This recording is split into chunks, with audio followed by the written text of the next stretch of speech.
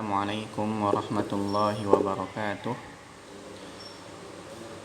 Alhamdulillah hamdan katsiran thayyiban mubarakan fih kama yuhibbu rabbuna wa yarda. Asyhadu an la ilaha illallah wa asyhadu anna Muhammadan abduhu wa rasuluhu amma ba'd.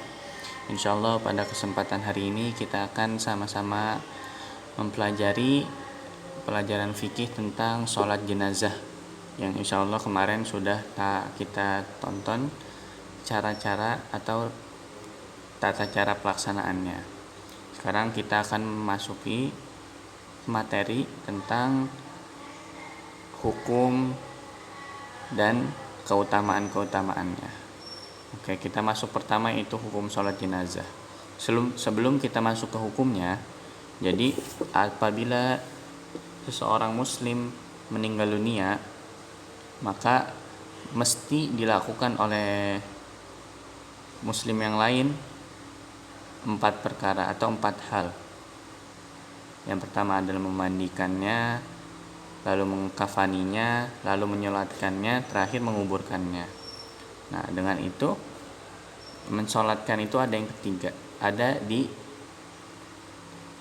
hal yang ketiga yang harus dilakukan. Tapi 4 hal ini dilakukan hanya untuk orang yang beragama Islam atau Muslim. Nah, oleh karena itu sholat jenazah itu hukumnya adalah fardu kifayah berdasarkan keumuman perintah Rasul SAW untuk menyolat jenazah seorang muslim. Bahkan dianjurkan untuk banyak orang yang menyolatkannya itu lebih baik agar orang Islam tersebut mendapat syafaat. Sebagaimana Allah berfirman, sebagaimana Rasul SAW bersabda tentang syafaat yang diberikan kepada orang yang banyak disolati ketika meninggal. Kata Rasul, "Ma min rajulin muslimin yamutu fayaqulu ala janazatihi arba'una rajulan la yusyrikuna billahi syai'an illa syafa'atuhumullahu fih." Kata Rasul, tidaklah seorang muslim meninggal dunia lalu disolati oleh 40 orang yang tidak pernah berbuat syirik kepada Allah, maka Allah akan memberikan jenazah itu syafaat oleh sebab 40 orang laki-laki atau 40 orang yang mensolati tersebut. Nah, itulah hukum sholat jenazah, yaitu fardu kifayah, bahkan dianjurkan untuk memperbanyak yang sholatnya. Yang kedua, kita akan masuk ke dalam keutamaannya. Kenapa sih kita harus sholat jenazah? Emang dapat pahala? Jawabannya, insya Allah akan mendapat pahala yang insya Allah besar. Sebagaimana dari Abu Hurairah, Rasul Sallallahu Alaihi Wasallam bersabda, "Man syahidal janazata hatta yusalli 'alaiha falahu qiratun."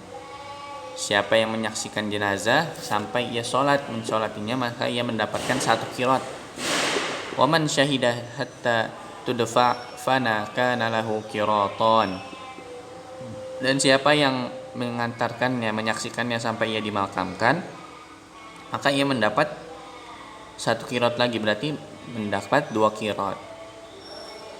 Qila wa mal qiratani qala mithlul jabalainil azimain.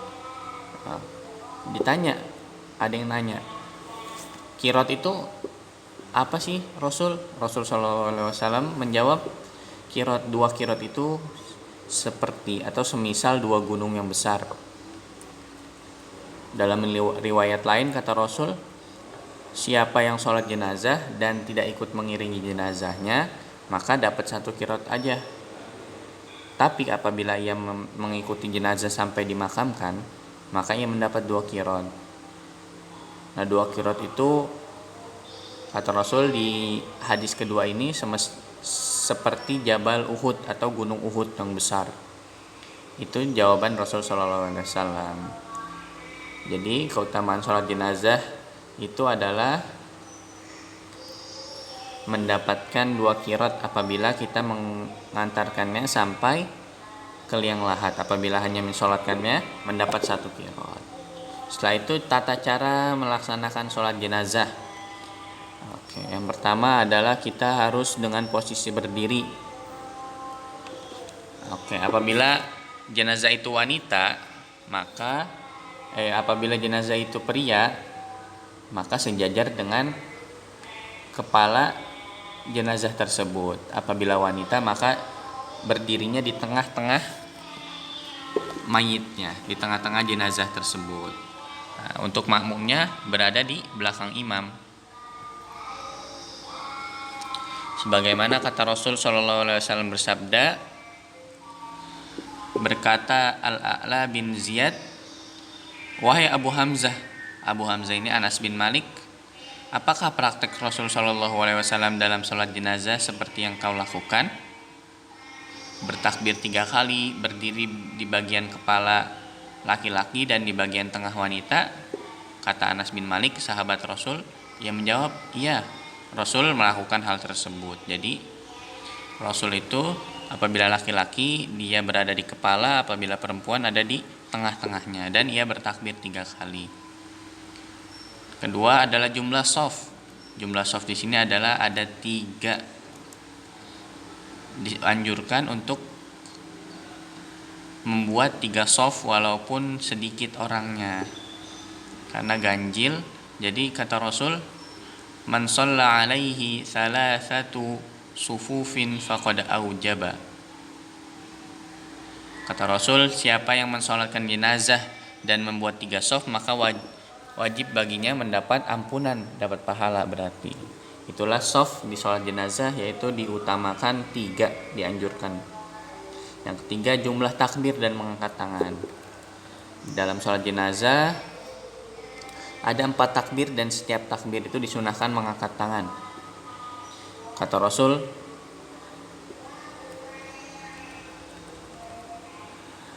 kana yarfa'u yadayhi fi kulli takbiratin ala jinazah.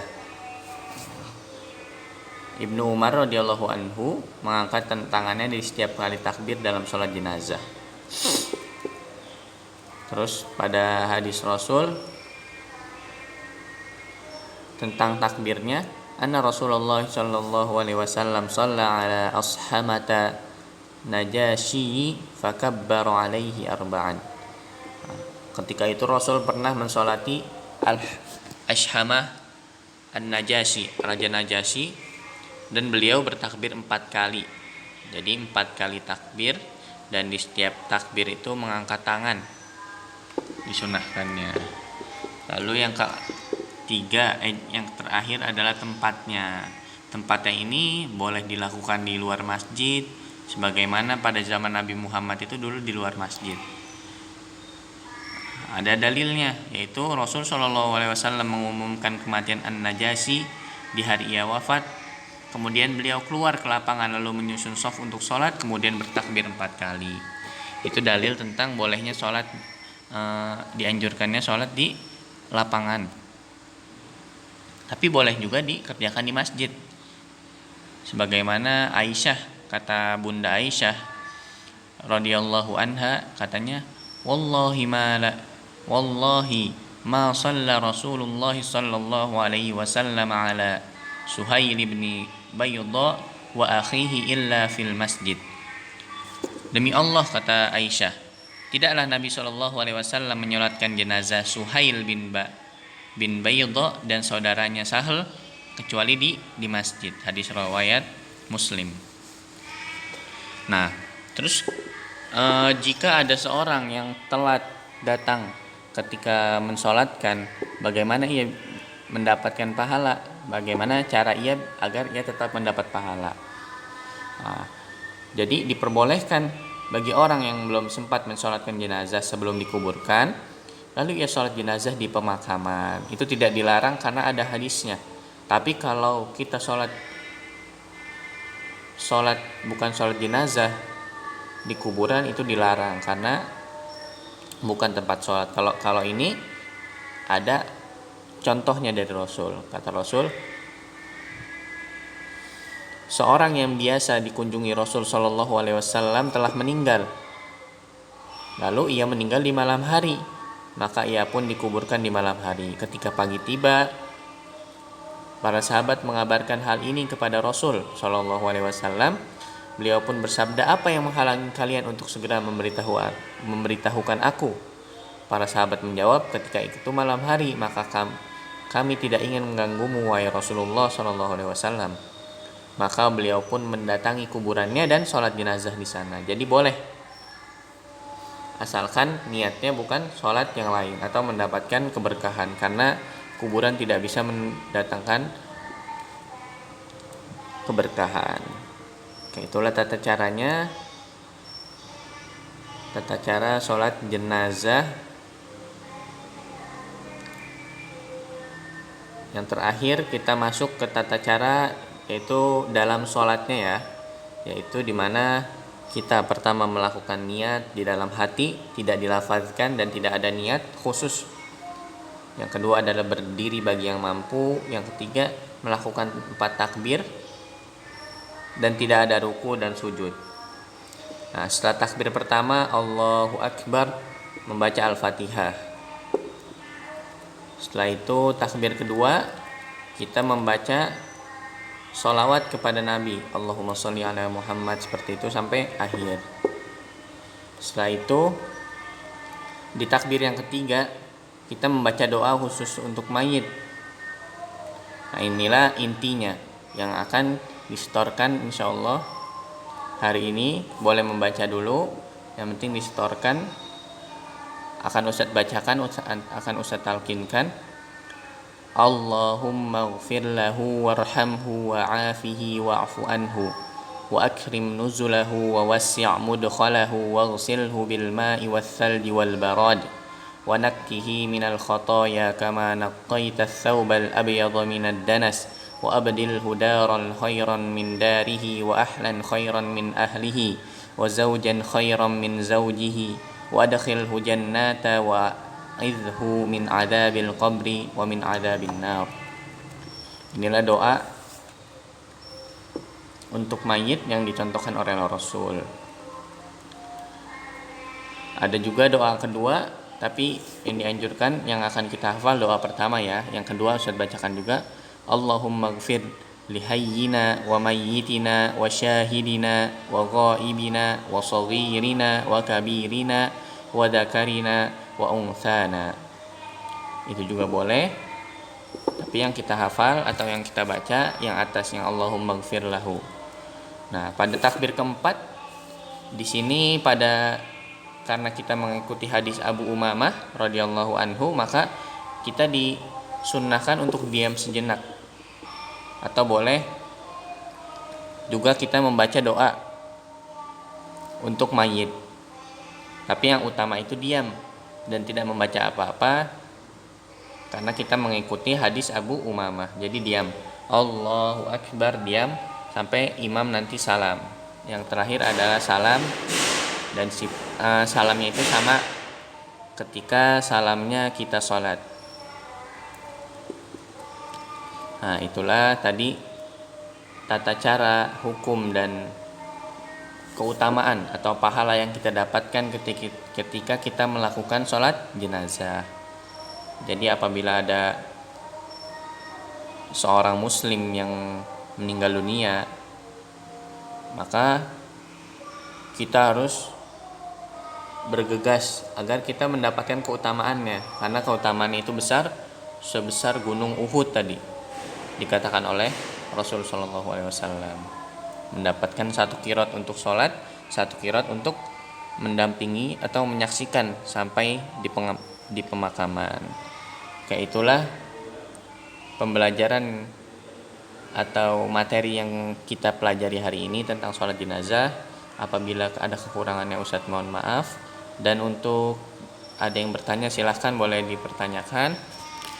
Ustadz cukupkan dengan doa kafaratul majlis. Subhanakallahumma wa bihamdika asyhadu an la ilaha illa anta astaghfiruka wa atubu ilaik. Assalamualaikum warahmatullahi wabarakatuh.